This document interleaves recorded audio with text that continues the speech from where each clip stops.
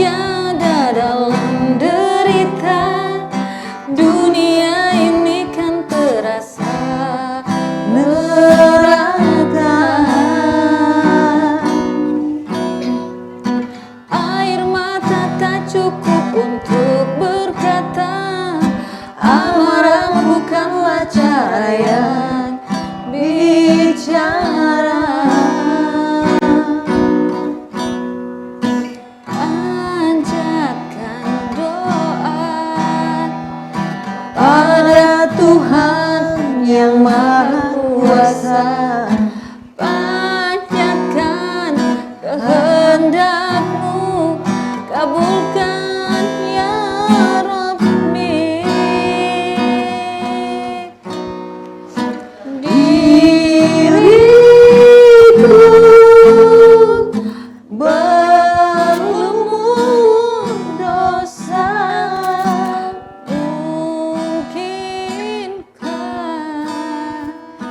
akan kembali fitrah? Ada kalanya manusia akan lupa, terlelap di dalam buayan asmara. Jangan percaya tipu daya dunia, tangis dan tawa takkan kekal selamanya. Panjatkan doa pada Tuhan yang Maha Kuasa. Panjatkan harapanku, kabulkan ya Rabbi.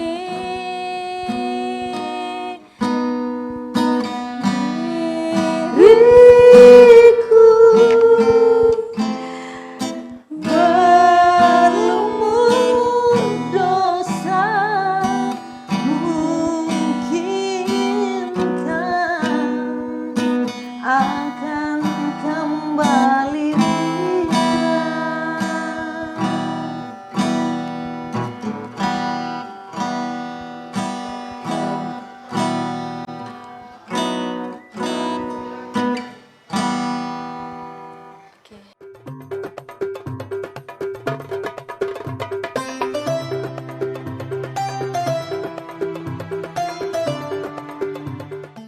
Assalamualaikum warahmatullahi wabarakatuh. Jumpa kembali dengan saya Mawar Ruselia dalam acara Serba-Serbi Ramadan Talkshow Religi bersama Sultra TV.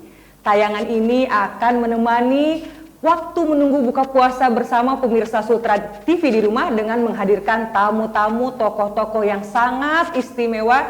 Dan sore hari ini sudah hadir kembali di studio kami Ketua PW Aisyah Sulawesi Tenggara, dan mari kita sapa langsung tamu kita, Ibu Marlina Ghazali MPDI. Assalamualaikum warahmatullahi wabarakatuh, Bunda. Waalaikumsalam warahmatullahi wabarakatuh. Cerah sekali sore hari ini. Terima kasih. Sehat? Alhamdulillah. Alhamdulillah. Saumnya masih belum ada bolongnya? Belum, alhamdulillah. Alhamdulillah. Harus selesai sampai Insya akhir Allah, Ramadan ya. insya Allah. Masya Allah, luar biasa sekali. Sore hari di saat kita menunggu berbuka puasa, tapi tetap semangat dan auranya nggak ada lelah-lelahnya ya Bunda kita yang satu ini. Dan Bunda, sore hari ini kita akan ngobrol santai seputar kiprah Bunda sebagai Ketua PW Aisyah Sulawesi Tenggara. Nah, pertanyaan saya yang ingin saya berikan kepada Bunda adalah tentunya Bunda bercerita sedikit gitu. Aisyah ini, PW Aisyah ini organisasi apa sih? Mungkin beberapa pemirsa Sultra TV di rumah masih penasaran gitu. Aisyah ini apa sih gitu? Karena Aisyah biasanya kita cenderung TK gitu ya, kemudian sekolah gitu. Nah, mungkin Bunda bisa cerita sedikit historis dari PW Aisyah di Sulawesi Tenggara. Silahkan. Baik, makasih. Sebelum saya bercerita dengan PW Aisyah Sulawesi Tenggara, mungkin saya ingin dulu menyampaikan sebenarnya siapa sih itu Aisyah. Boleh, silahkan. Ya. Jadi Aisyah ini kalau saya bahasakan sederhanakan itu perempuannya Muhammadiyah.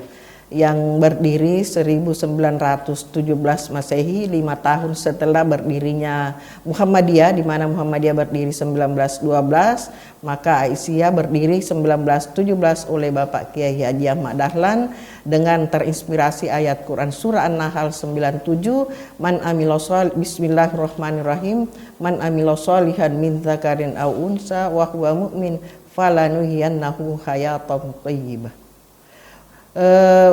Itu sehingga Aisyah secara nasional itu usianya lebih dari 1 abad. Masya Allah. Yang kalau Aisyah sendiri di Kendari secara sebetulnya sejarah sudah cukup lama, cuman dimulai dengan Muswil berpisah dari Sulawesi. Tadinya Aisyah Sulselra, Sulawesi Selatan Tenggara. Kemudian di tahun 87 itu setelah pasca muktamar itu dilaksanakan musyawarah di Kendari dan berdirilah PW Aisyah Sulawesi Tenggara bersama PW Muhammadiyah. Secara terpisah Sulawesi Selatan Tenggara, sekalipun sebetulnya sebelumnya sudah ada. Oh, Masya Allah. Berarti memang PW Aisyah ini usianya sudah sangat lama begitu ya di Sulawesi Tenggara. Memang dulunya masih gabung dengan Sulawesi Selatan, tapi alhamdulillah di tahun 87 saya simak tadi sudah berdiri sendiri PW Aisyah Sulawesi Tenggara. Masya Allah. Kemudian kalau boleh saya tahu lagi Bun, tadi disebutkan sebagai wadah berkumpulnya perempuan-perempuan Muhammadiyah gitu ya. Kalau begitu ada nggak sih misalkan persyaratan yang memang harus dipenuhi oleh perempuan-perempuan yang ingin bergabung di Aisyah, atau ada persyaratan khusus yang tidak semua perempuan boleh masuk ke organisasi Aisyah? Jadi kalau Aisyah itu organisasi terbuka dalam artian sekalipun dikenal sebagai organisasi kader, tetapi saya teringat salah satu tokoh Muhammadiyah, mantan tokoh Muhammadiyah di Sulawesi Tenggara, Bapak Profesor Dr. Abdullah Al-Hasa, beliau mengatakan banyak pintu masuk Muhammadiyah ya, jadi terbuka saja, dia Muslim kemudian bergabung di Muhammadiyah dalam berbagai kegiatan itu silakan terbuka. Jadi sekalipun memang kalau ini ada memang perkaderan ya, jadi kalau karena Muhammadiyah itu lengkap, mulai dari ikatan pelajar Muhammadiyah IPM, kemudian setelah selesai sekolah ada ikatan mahasiswa Muhammadiyah, setelah selesai kuliah ada pemuda Muhammadiyah laki-lakinya, kemudian perempuannya Nasihatul Aisyah, kemudian setelah berkeluarga yang 2 ini lagi laki-laki bergabung ke Muhammadiyah, perempuannya menjadi Aisyah. Tetapi ini tidak bukan organisasi seperti mungkin bayangannya di Muhammadiyah dengan Aisyah, saya katakan perempuannya Muhammadiyah lalu otomatis dalam artian suaminya Muhammadiyah, istrinya Aisyah, itu tidak ya, karena ini juga namanya saja organisasi kemasyarakatan ya. Saya kira seperti itu. Jadi tidak ada persyaratan khusus. Ya siapa sih saja yang terpanggil untuk berdakwah, karena bicara dakwah itu kan tugas kita semua dalam agama, balighu anni walau ayat, sampaikanlah sekalipun 1 ayat. Hanya memang kenapa perlu melalui organisasi? Ya saya kira seperti itu, sebuah ungkapan bahwa kemungkaran yang terorganisir bisa mengalahkan kebaikan yang tidak terorganisir. Betul, maka Kiai Ahmad Dahlan itu mengorganisir peran-peran perempuan, karena menurut Ahmad Dahlan dengan ayat yang saya bacakan tadi yang artinya barang siapa yang berbuat kebaikan baik laki-laki maupun perempuan ya, jadi memang inilah kalau Muhammadiyah ini saya kira sebelumnya orang selalu bicara gender, Muhammadiyah ini sudah mempraktekkan, karena 2 tahun setelah berdiri Muhammadiyah kemudian menyusul Aisyah berdiri 1917. 1917, Masya Allah, luar biasa sekali ya. Berarti memang di Aisyah ini kita dituntut tidak hanya untuk mengembangkan potensi diri juga, tetapi memang kita dilibatkan dalam program-program yang tentunya program dakwah, program keumatan gitu ya. Iya. Nah, yang ingin saya tahu Bun, Kemudian program-program apa saja yang ada di PW Aisyah yang seperti Bunda sebutkan tadi, ada program dakwahnya mungkin, atau ada program apa yang mungkin Bunda bisa sampaikan sehingga pemirsa Sultra TV di rumah semakin mengenal PW Aisyah itu apa dan program-programnya apa saja. Silakan. Iya. Jadi baik, kembali lagi bahwa kenapa Kiai Ahmad Dahlan mendirikan Aisyah, karena disadari bahwa perempuan ini dalam aktivitas sosial perlu dilibatkan.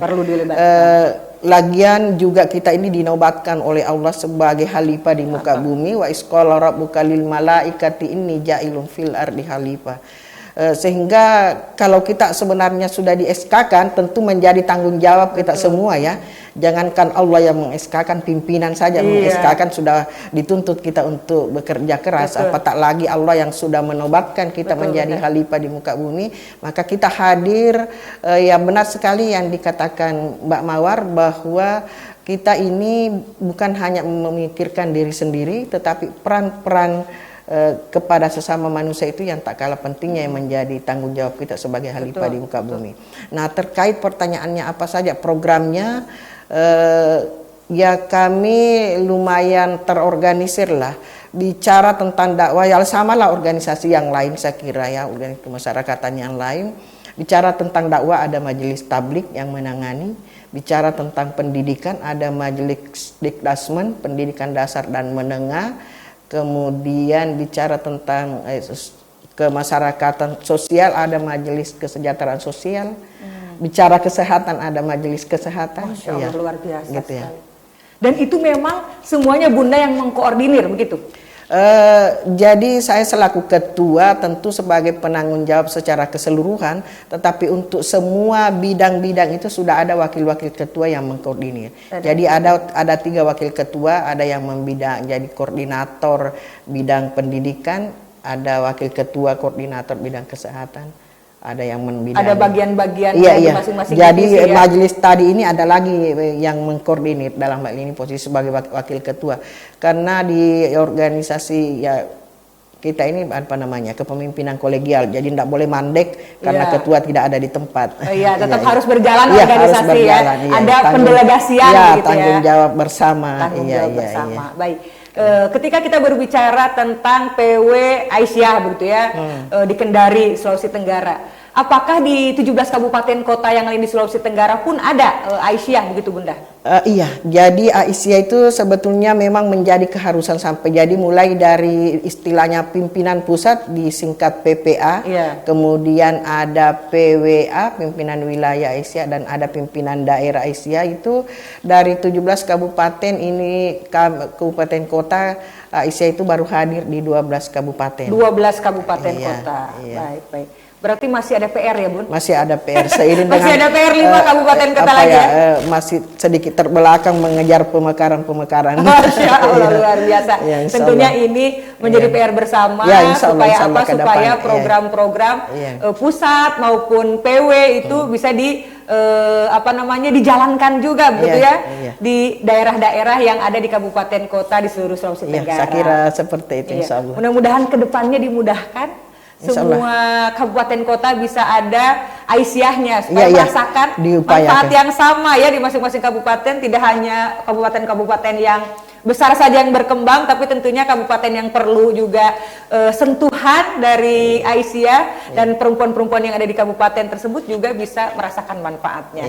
Baik, luar biasa. Di segmen pertama sudah hangat ya perbincangan santai kita dengan Bunda Marlina Ghazali, banyak ilmu ya, syarat juga inspirasi yang tadi sudah disampaikan, tidak hanya untuk diri saya sendiri tentunya, tapi pemirsa Sultra TV di rumah yang senantiasa setia menantikan tayangan Serba Serbi Ramadan ini akan merasakan apa yang saya rasakan, begitu bersemangat begitu ya, karena kita berbicara dengan perempuan cerdas, yaitu Bunda Marlina sebagai Ketua PW Aisyah Sulawesi Tenggara. Baik, setelah jeda berikut kita akan kembali lagi di segmen yang kedua, tetap di Serba Serbi Ramadan Talk Show Religi bersama Sultra TV.